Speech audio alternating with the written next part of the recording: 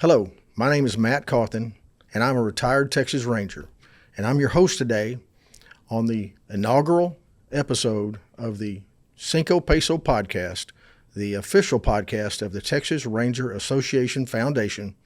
We commonly call it TRAF.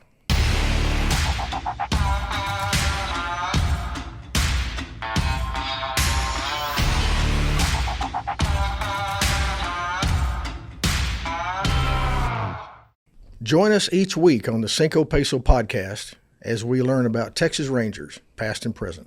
Speaking of TRAF, our guest today is Carl Lambert, the chairman of the board of TRAF. Carl, how you doing? Good afternoon. I'm doing great. Great. Welcome. And thank you for being here. It's a pleasure. Before we get started, be sure and like, subscribe, and comment on this video so we can share the Cinco Peso podcast with a wider audience. So saddle up and ride with us. Carl, again, welcome to the podcast today, and why don't you share with our audience a little bit about how you came to be the chairman of the board? Well, as you and probably most of our listeners are aware of, TRAF is a 501c3 organization, and I was elected to the board, I think about 10 years ago, 2015, in that time frame. Don't remember exactly. And I was invited to join by the chairman at the time, Gary Crawford, who served the organization a long time and did a great job. And he invited me to join the board of directors. I had an interest. We just met through a separate business introduction, and the subject of Rangers and TRAF came up. And I was pleased to consider it, and did a little research, then was invited to a couple of functions, and then ultimately invited to go before the board for an interview, and became a board member. Well, that's great, and we're sure glad to have you at TRAF. Thank you. So it's been 15 years or so, is that right? 10 for me. 10 for you. How's your experience been so far as the chairman of the board? Well, I've only been the chairman since mid 2004, and so it's a 2-year term. It's been good. It's been good. It's been challenging. So many things are challenging. We're trying to keep the organization moving forward.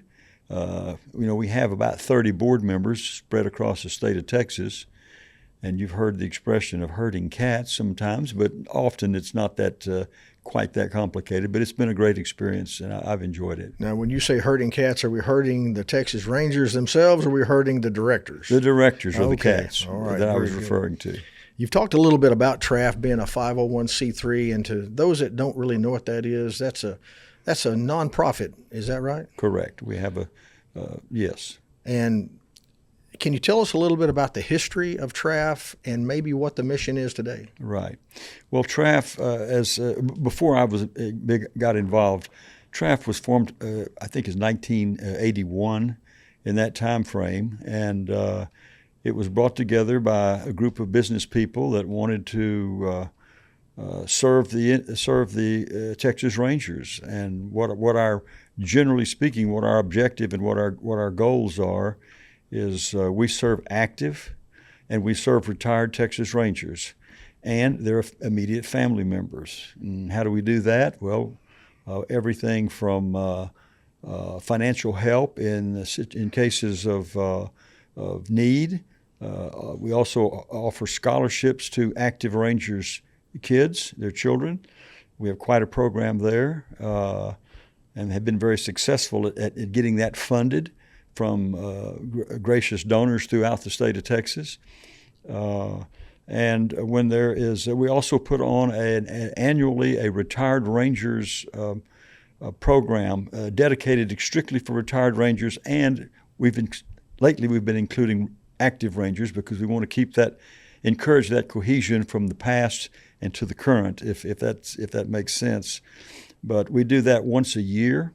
And the Rangers and their families are invited, and everything is paid for by TRAF, and that's how I would say that. Outstanding. It sounds like a good program overall, and what a great mission statement that is. Tell me a little bit about Ranger Relief. I know a little bit about that. Would it be fair to say that Ranger Relief helps active and retired Rangers during times of catastrophic need, like a fire or a flood? Right. You've mentioned two things that we most recently have been involved with, but yes, that's the idea. Unfortunately, things happen to everybody in life, and when they happen to Rangers, I can recall two instances. We had some, being in the South and South Central Texas, there's a lot of hurricane threats that come through here, and we've stepped in several hurricanes where Rangers their homes were destroyed or flooded, and we were able to come in there and help them. Underwrite them in getting their families resettled and getting their houses back in order, above and beyond perhaps what insurance would or wouldn't cover. We've been successful at that.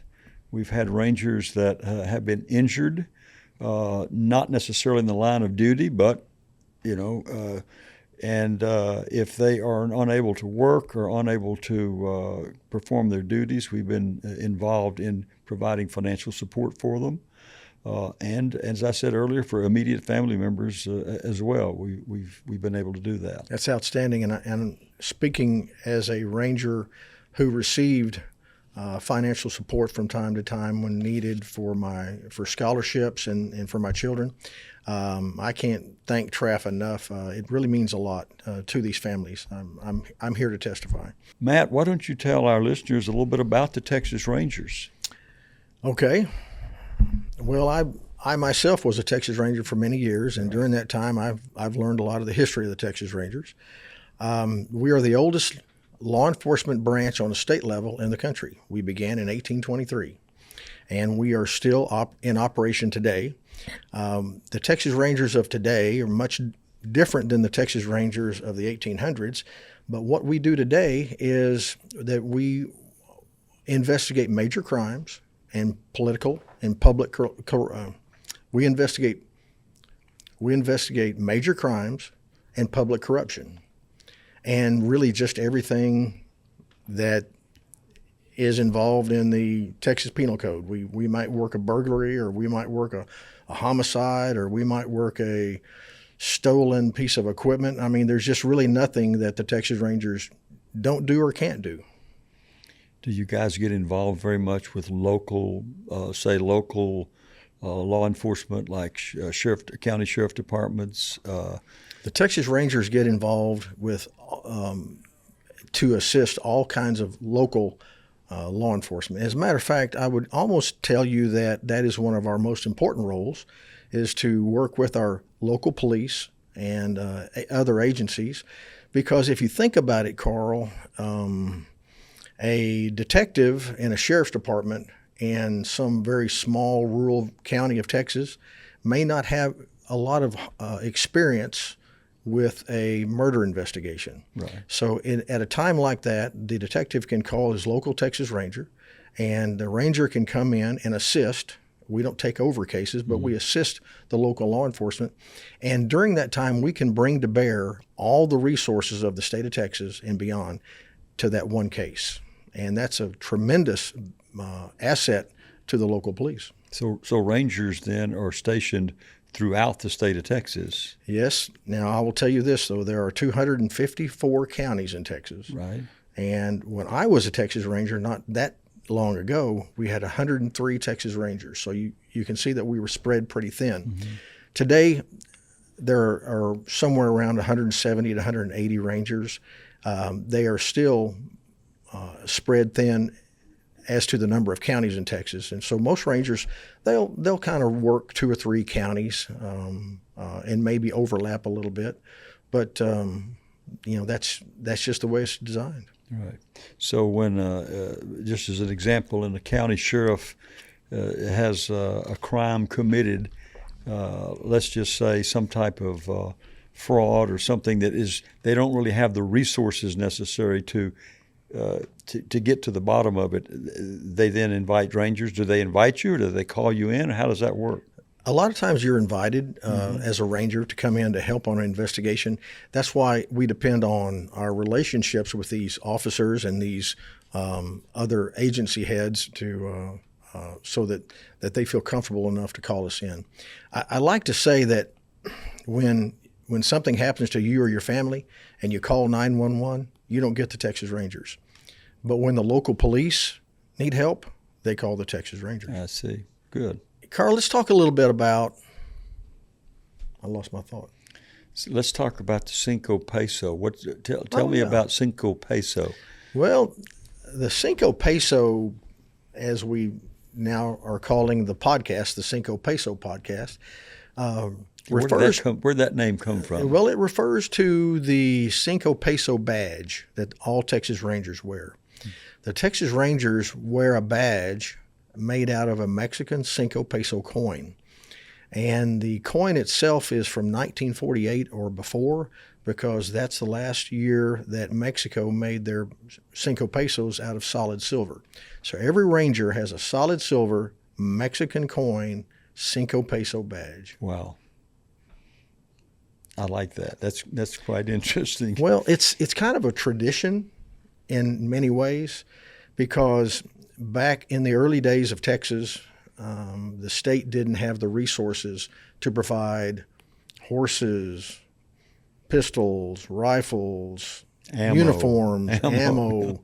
And so if the Rangers back in those days wanted a badge, they usually had to make their own, or have a local jeweler make them a badge. So that's kind of where all this tradition started, and that's kind of where it came from. So the Cinco Peso was the most applicable that was available at the time, and that was the tradition. Yes, and of course now the captains and above, they all have solid gold coins. That's a 50 peso Mexican coin, and so that's when you get into a solid gold coin, it's a whole different matter when it comes to price. Sure. of the coin itself. What did you talk a little bit about the structure of the Rangers? I know you mentioned captains, and why don't you explain the structure for our listeners? Carl, the Texas Rangers in their structure resembles very closely that of the military. The Texas Rangers are divided into companies, just like a military company. And in the Rangers, we have Company A through F, and we also have a headquarters company. And in these companies are Rangers that vary in numbers, and it comes down to the actual company size. Company F might have 20 Rangers, and Company E might have 15 Rangers, or in various different numbers. It has to do with the coverage needed for the counties. And and who's in charge of the companies? Is that a major? As I understand it, it's major. Well, each company is commanded by a major. Mm-hmm. There is one or more lieutenants, mm-hmm. Which is a little different from the days that when I was working, the company commander was designated as a captain. Mm-hmm. And now they have the rank of major, and of course above them are the chief and the assistant chief of the Rangers. Headquarters people. In headquarters, yes. So there's a chief, there's assistant chief, and of course I'm assuming that there's captains there. There are captains, yes. In the headquarters? Yes. And they serve I would assume, correct me if I'm wrong, but they serve headquarters. They don't have.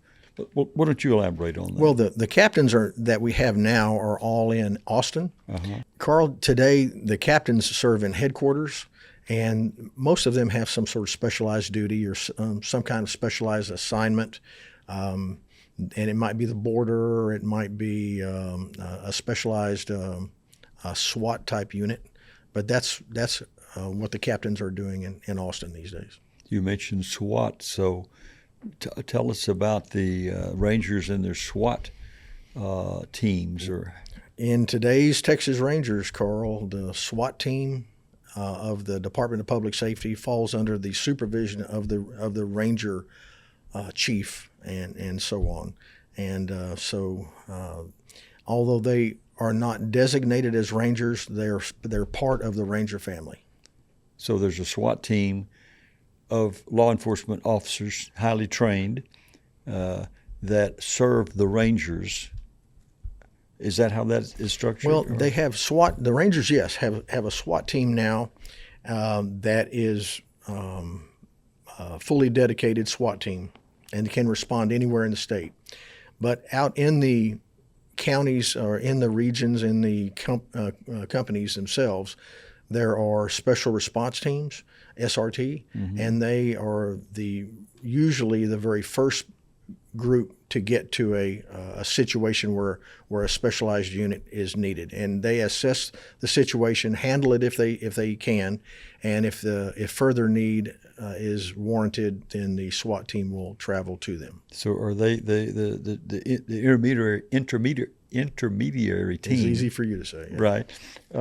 So they're not trained. They're not trained as SWAT officers. They are trained for first response, be there, evaluate the situation, settle it if they can. If not, bring in SWAT should that be their determination. That's right, except the SRT can handle just about any situation needed. If it gets prolonged or if it gets maybe more intense, then the SWAT team will be called in. Yeah. Carl, you and I were together in Houston yesterday. Was that correct? Yes. Now, there with us was retired Chief Tony Leal. Would that be correct? Correct. You're questioning me now, like I'm on the stand. Yeah. Yeah. But anyway, go ahead. I'm interrogating you. Yeah. Of the two of us, who would you say had the better looking pistol that day? Well, I did because you didn't ask to see what I was carrying, but I know that's not where you were going with this. No, but there's no doubt that the firearm that you were carrying was an eye catcher for those that enjoy and can appreciate firearms. And I'm one of those guys that can appreciate a Likewise. fine firearm. Me too, as my grandson would say. I love them. I'm a gun guy. Yeah. And you know, if I get a chance to see a shiny barbecue pistol, I'm gonna take a look at it. That's good. Let's talk about a situation. I would like for you to talk more about SWAT and SRT and kind of stage how they would be getting involved. What do they do when there's nothing for them to be? There's no special situation that they're called. What are their duties with the Rangers? Well, the SRT, as I understand it, is a group of DPS personnel who have normal duties, and they could be it could be a Texas Ranger, it could be a CID investigator. What is CID? CID, Criminal Investigation Division. It's just another investigative branch division of the DPS. Or they might even be a highway patrolman, and they go about their normal duties until a situation is occurring that supervisors call them in, and they send them on to this assignment. And it could be a barricaded individual in a house that won't come out. A hostage situation. This person could have a hostage or could not have a hostage, and these individual officers would stop what they're doing. They would gear up and they would go to this situation. Now, if this is if they can handle it immediately and to some resolution, that's good. But if it becomes prolonged, a protracted situation, then in my experience, there's just so long that we really want our SWAT operators or our SRT to be on to hold the perimeter or to be negotiating, because you can get burned out and you can get tired. It's pretty intense business. It is a very intense thing. So there is a certain amount of time that the supervisors and those in charge of these teams will say, okay, we need to change, and that might be the situation why you would need a backup team or a SWAT team to come in after the initial SRT arrives. I've been reading lately about how involved the Rangers have been on the border, and maybe you can share a little bit of what their duties are down there. I think they serve on a rotating basis. Am I correct? During this, I guess you'd call it a border crisis over the last few years, the state of Texas got very involved in the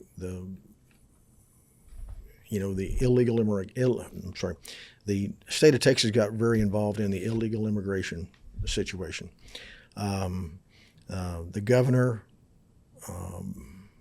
he committed a lot of DPS resources to the lower Rio Grande Valley and along the border, and that's fine.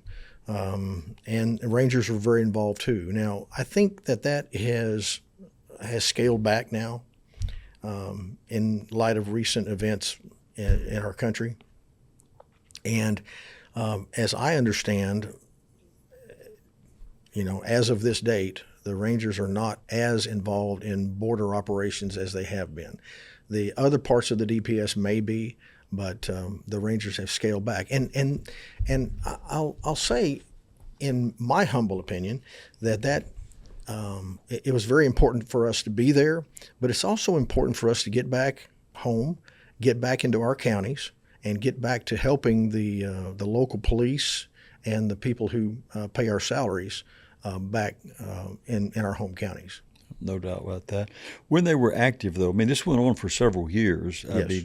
And I appreciate that it's been geared down a bit.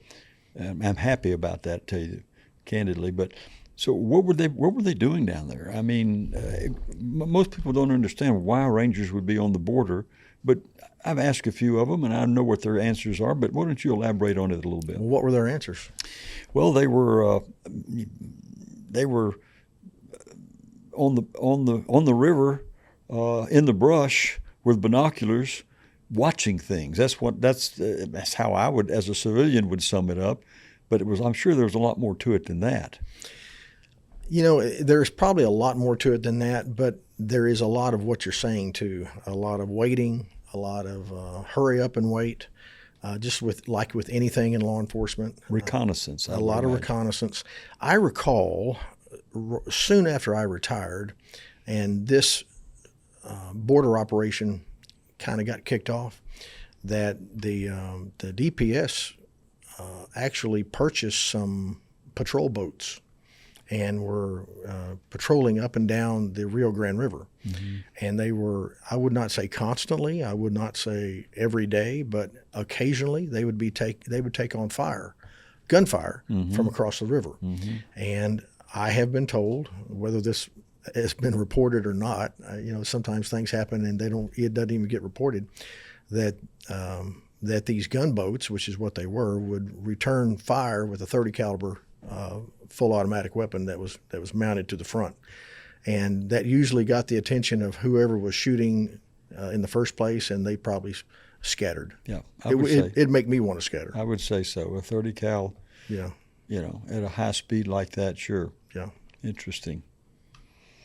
But you say that they're not doing that. They've cut back on that activity since the immigration crisis has begun to reduce itself or begin to slow down. That is my understanding. Yes.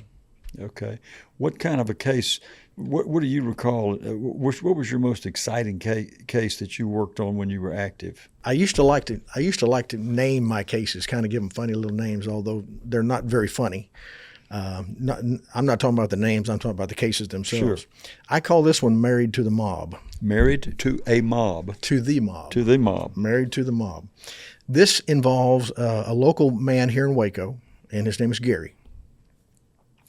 And Gary married a young woman, and they had a child. And when the child was about 5 or 6 years old, they divorced, as some marriages do. And Gary ended up with the custody of the child, which is a little unusual. Right. His ex-wife now her father was or is a guy named Sam. And Sam was, for all intents and purposes, a mobster. But he was a mobster that had ties to the CIA that we learned later. Not a card-carrying CIA operative, but maybe a informant or a facilitator, Right. a fixer for some of the things that the CIA does. And he got involved with some rogue CIA agents that ended up stealing 2,000 pounds of C4 explosives and shipping that ton of explosives out of the port of Houston and sold it on the black market to Libya's leader at the time, Muammar Gaddafi. Mm-hmm. Gaddafi then used part of that of those explosives to bomb a disco in Berlin, Germany, where U.S. soldiers were known to frequent. And when this act of terrorism occurred, President Reagan bombed Libya, Tripoli. I remember that. Okay, this is what got it started. And all that right here in Waco, Texas. Now, what Sam was doing here is that when his daughter got divorced and she lost custody of that child, you don't cross Sam. Mm-hmm. Sam's one of those guys. He's an old mobster. Too much talking. So he hatched a plan. He went down to Honduras, Sam did, and he found an old associate, another gringo. And he said, you're going to do this. And of course, sorry, you're going to do this. You're going to go to Waco, Texas, and you're going to pose as a potential employer. You're going to go to Gary's business, and you're going to try to hire him away from that business. And we're going to send Gary to El Paso, where you're going to meet him.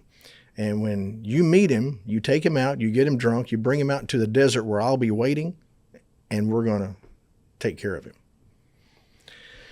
So the guy in Honduras said, man, I'm scared of Sam. And when Sam tells you to do something, you do it. So he comes to Waco. He gets a room at the local Red Roof Inn, and he takes a taxi cab to Gary's employment. Well, that's two things right there. First of all, in Waco, Texas, maybe other places, when you pay cash to rent a room, you have to have a driver's license. Well, he pulled out a South Carolina driver's license and identified himself. It really wasn't him, it was his twin brother, but he did have an exact twin. And he took a taxi cab to Gary's work. I think at the time there was only one taxi in Waco. So it was a little unusual for a man to show up at a place of employment wanting to talk to an employee in a taxi cab.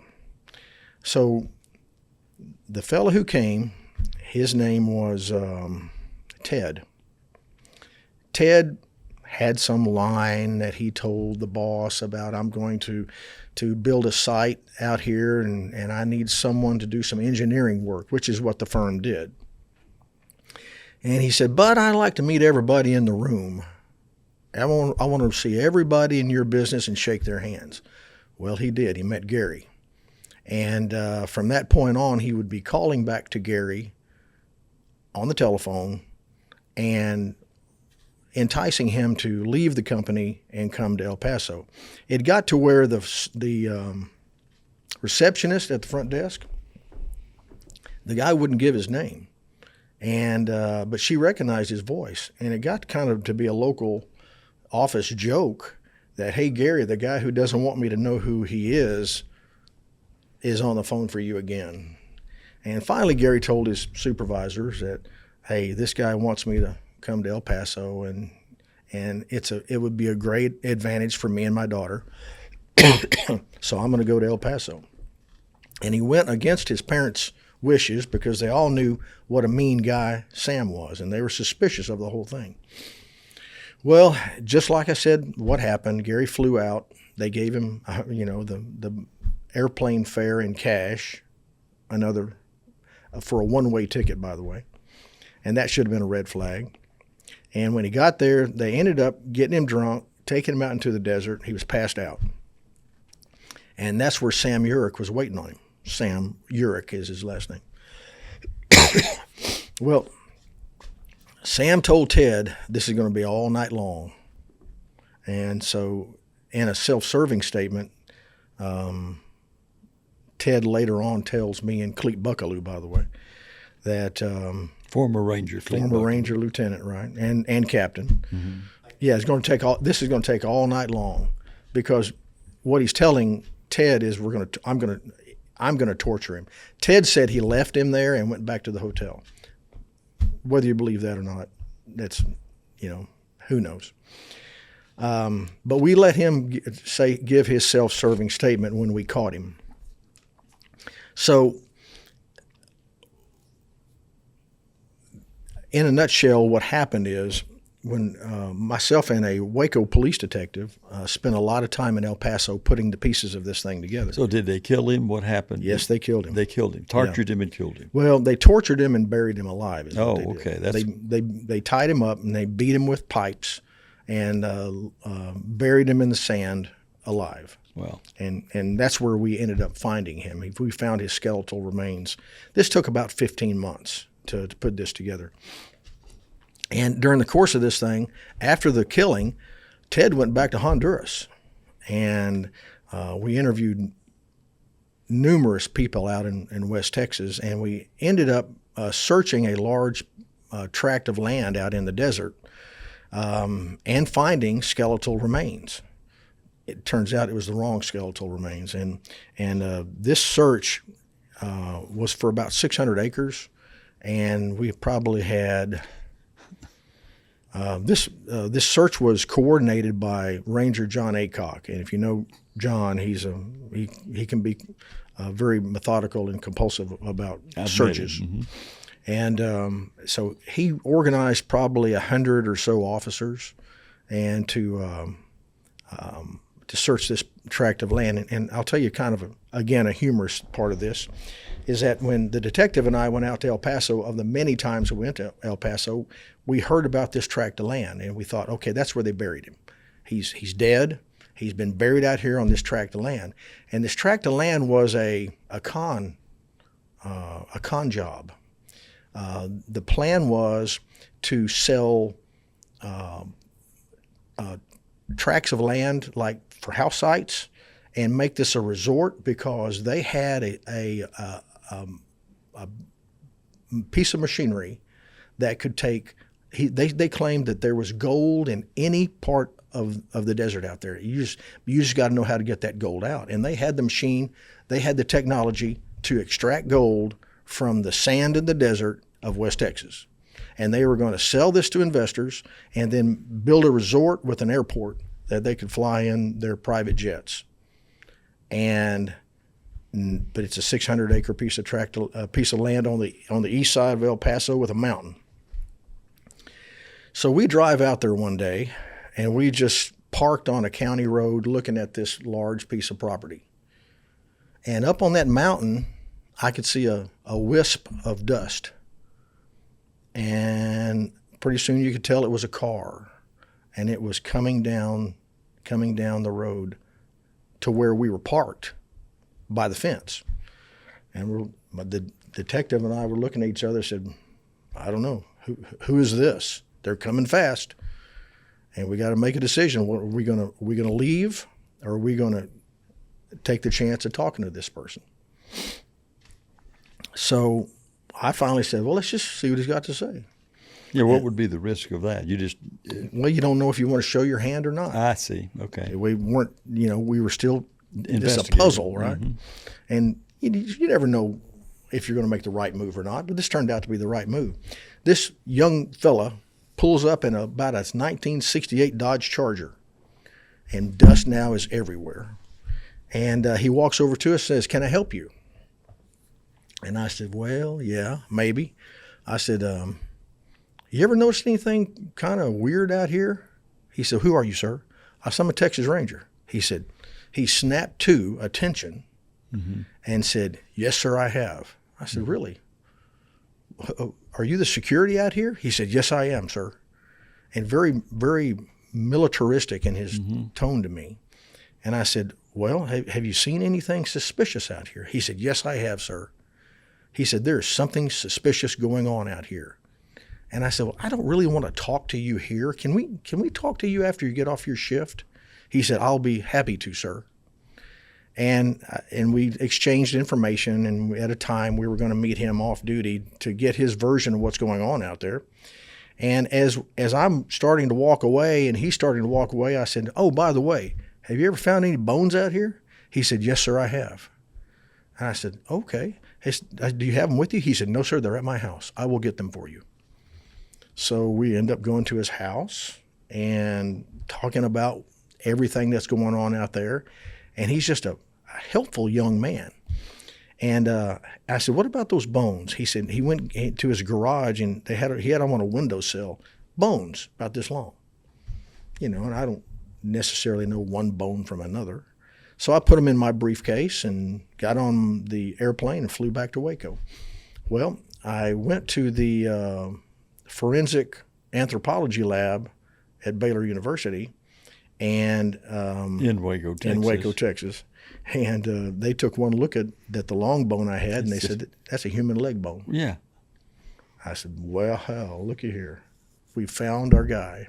Mm-hmm. So that's when John Aycock moved an army to El Paso, including Border Patrol and Sheriff's Department and search and rescue teams. And we were out there for about an hour, and the first team off in the distance said they found something. So we go over there, and sure enough, found a human skeleton. So the medical examiner from El Paso comes out, and they're milling around, and I'm with another group of officers to the side. We're pretty excited about finding our guy and moving to the next phase of our investigation. And then at some point, the El Paso police show up, detectives in suits. I'm going, who are they and what are they doing here? Well, come to find out, they had a missing guy too. And the medical examiner comes over and talks to me, and they said, tell me about your guy. I said, well, he's a guy from Waco, young, probably close to 30 years old. And the medical examiner said, did he have horns? I said, what do you mean horns? Well, like right here on his head, like knots that protruded. I said, I don't think so, but that's our guy, right?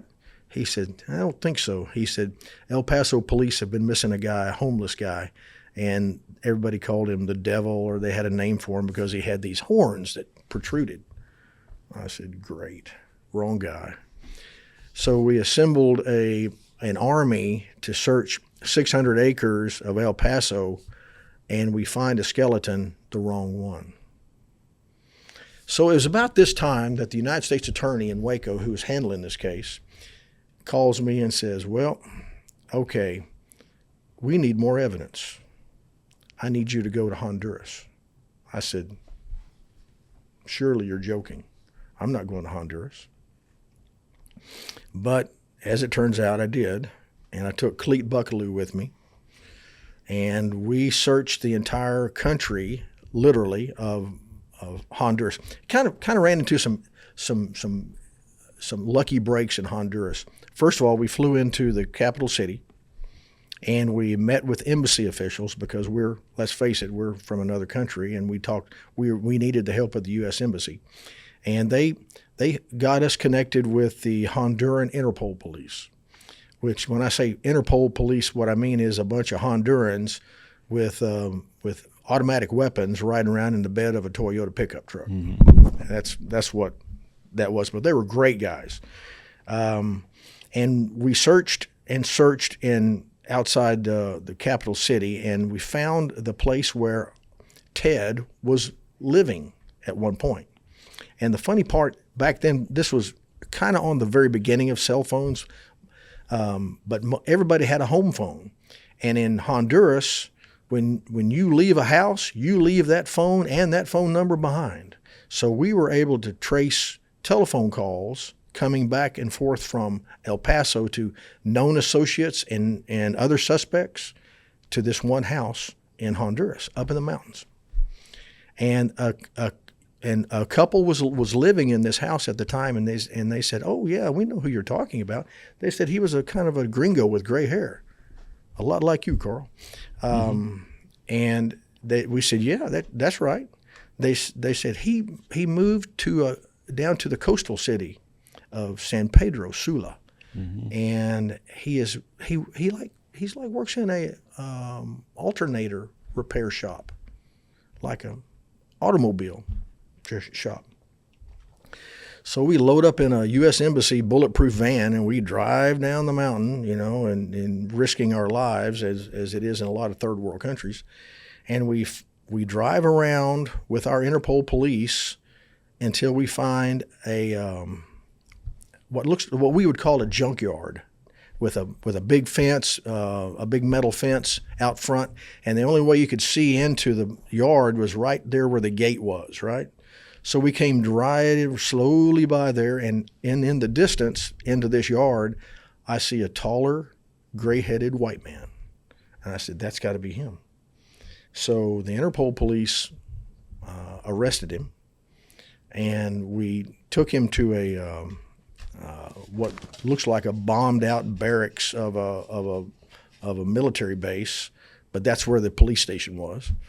And they put us in a room, and Cleet and I interrogated Ted until he gave up and gave a confession.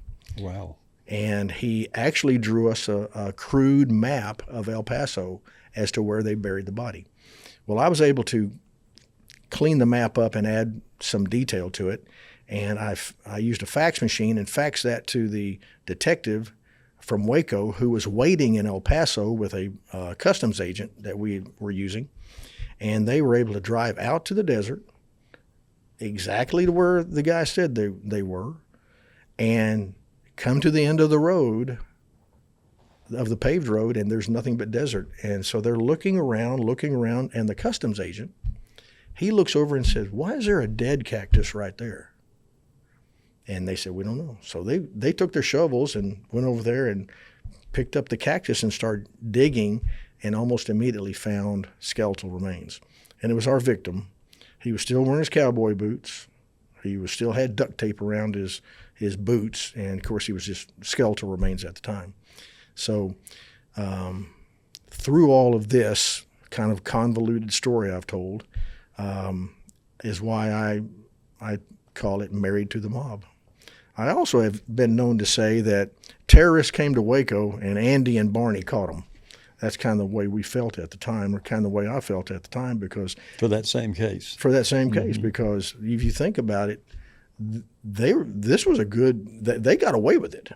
If we just had not how long stayed after with, was the it took us about 15 months to put that together. Is that right? Yeah. And and I tell people that's kind of one of the good things about using the Texas Rangers is that every day a police detective or a sheriff detective, every day they come into work, they've got a new stack of cases on their desk from the patrol officers the night before. But as Texas Rangers, we have the luxury to take one case and work it for as long as it needed. Other law enforcement doesn't have that. Nobody has that. Nobody has that luxury. We do, and we work for free. Well, free to the police, and I tell this story. This is no brag on myself, but I tell this story because that very same United States attorney that I was telling you about earlier, his name's Bill Johnston. He said something to me one time that has always resonated. He said that the people who pay our salaries deserve to know the good things that we do, because there's always going to be someone who will tell them the bad things that we do, the things that we do wrong, the mistakes that we make. So when there's a chance to tell them the good news and the hard work that the people they pay their salaries to, we need to at least let them know that this is possible, this happened, and you're dedicated public servants worked it until there was a successful end. And the end in this was justice, because as I sit here today, everybody involved on the bad side of this case are dead, from cancer, from old age, and the only one left that I know of is Sam. He's still serving life in federal prison. And if you kind of wonder how long life in federal prison is, I'll tell you another quick story here. There was an old crusty federal judge in Waco, Texas, who had a young man standing in front of him, convicted on the third time of dealing drugs. The judge said, "You'll spend your sentence is life in prison." And the young man said, "Okay, when do I get out?" Because he's calculating, how many years life really means in state prison. And he looked at the young man and said, "Sir, you will remain in federal prison until the hearse backs up to the loading dock of the federal prison, and they load your body into a coffin and take it away. That's when you will get out of prison." That's a very good explanation. It is. I like it. Hey, I've got another story. I call it "Don't Squeeze the Charmin," but we'll do that another day. How's that? That sounds like a good one also. Hey, I want to thank you, Matt, for that was a very interesting explanation of what most people are not ever aware of what goes on in a situation like that. But that was very, very interesting. Thank you. Thank you. Appreciate it. Well, we are getting close to the end of our first Cinco Peso podcast. Let me say that again. We are getting close to the end of our first Cinco Peso podcast. Right. As Carl likes to call it, the CPP. The CPP. I'd like to tell you just a little bit about what our viewers can expect in the future. Sure. We're going to be talking about the Crisis Negotiation Unit. Great. We're going to be hopefully getting other Rangers to come in and host this show from time to time. We're going to talk about cases. We're going to talk about guns. We're going to talk about just about anything that might interest our viewers. But I guess we also need to talk about how our viewers can support us through their tax-deductible contributions. Correct. To TRAF. Yes. Yeah, thank you. That's a good way to wrap things up. But TRAF, as I mentioned earlier, is a 501c3 organization.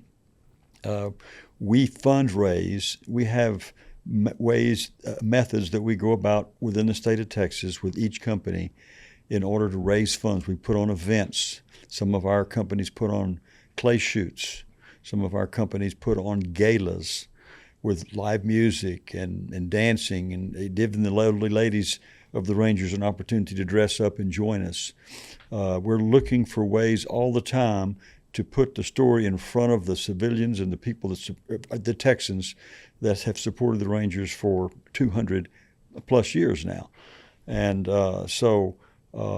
right, you can sponsor one of our events. You can also participate as in the support of the Rangers, as we have a benefactor status in our organization where donors can make a contribution and they become an official benefactor of the Texas Rangers Association Foundation. That's awesome. Yeah, and it's a very much of a worthwhile cause, and so we would encourage you to our listeners to look into it more. Will there be a link at the end of this podcast that our viewers can click on and donate? Absolutely. All right.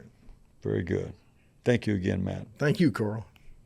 Well, folks, thank you for liking, subscribing, and commenting on our official inaugural episode of the Cinco Peso podcast. And remember, those comments we really appreciate them because we'll use your comments for our content in the future. And once again, I want to thank Carl Lambert, the director, chairman of the board of directors for TRAF, for joining us today and kind of being my co-host It's a pleasure. Again. I thought I was going to ask him questions. He ends up asking me questions. But, you know, if you know Carl, that's just the way we do. And people want to hear about Rangers. Well, thank you, Carl, and thank you to all our viewers, and we'll see you next time.